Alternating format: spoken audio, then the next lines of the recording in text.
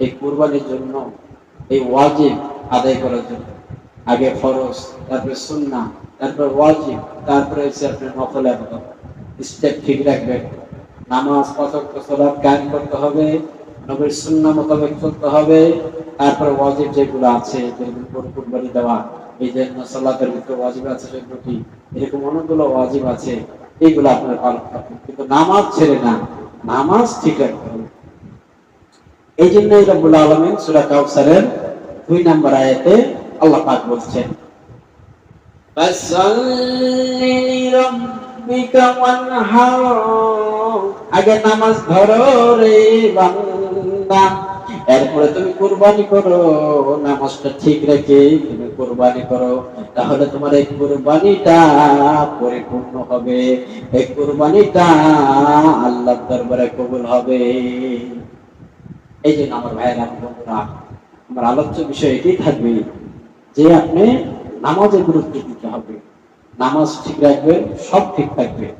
নামাজ যার ঠিক নাই, তার কোনো ইবাদত আল্লাহ পাকের দরবারে কবুল হবে না। ওই মাঝখানে, আসমানের মাঝখানে ঝুলে থাকবে, আল্লাহর আরশে আজিম পর্যন্ত পৌঁছাবে না। কারণ তার নামাজই ঠিক নেই। প্রথম হচ্ছে নামাজ, তারপরে হচ্ছে সুন্নাহ, তারপরে হচ্ছে ওয়াজিব। করে কুরবানি দিবেন, আলহামদুলিল্লাহ, ভালো কথা।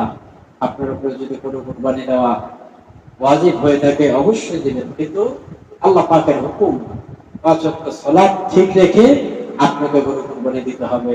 আপনি নামাজ পড়েন না, একান্ত কুরবানির জন্য পাগল হয়ে গেছেন, কিন্তু আপনি ওয়াজিবের জন্য পাগল। আল্লাহ পাকের ফরজ আপনি ছেড়ে দিচ্ছেন। আল্লাহ পাক তো আগে বলছেন ফরজ কায়েম করতে, তারপরে আপনাকে বলতেছে গরু কুরবানি দিতে।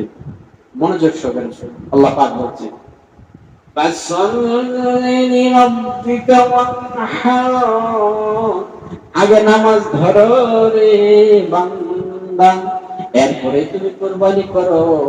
এই কুরবানি রব্বুল আলামিনের দরবারে কবুল হয়ে যাবে। আর তুমি নামাজের ঠিক নাই, তুমি কুরবানি নিয়ে পাগল হচ্ছ।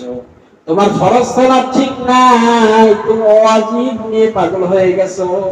আগে ফরজ ঠিক করতে হবে, তারপরে তোমার ওয়াজিব। আগে যদি তুমি ফরজ ঠিক না করো, তাহলে ওয়াজিব দিয়ে কি হবে? বন্ধুরা, আমার ভাইয়েরা, একটু মনোযোগ সহকারে ব্রেনে খাটা